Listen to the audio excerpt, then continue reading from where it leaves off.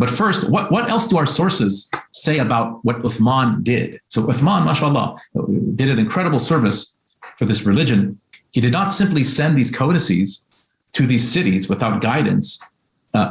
He sent with each codex a master qāriʼ, a trained reciter of the Quran, who was either a companion of the Prophet or a student of a companion who had mastered how to read his respective codex upon all of its possible and authentically transmitted ahruf. So for example, he sent al-Mughīra ibn Shihāb to Syria with the Damascene codex.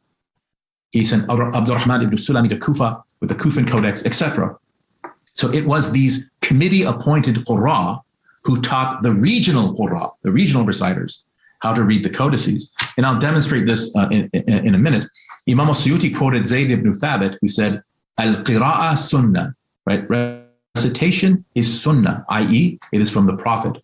All of this was talaqi. The recitation of the Quran was passed down verbatim from teacher to student, okay, until it reached us.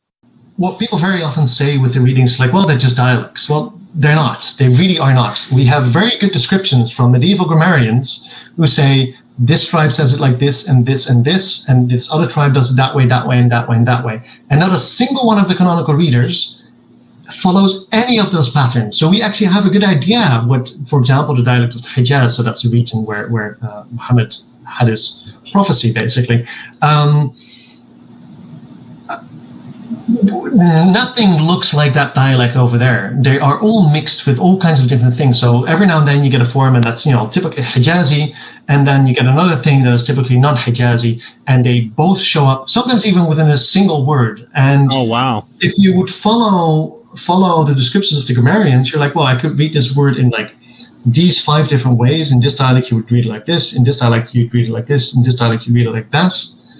And not a single one is the actual pronunciation that we have in the Quran.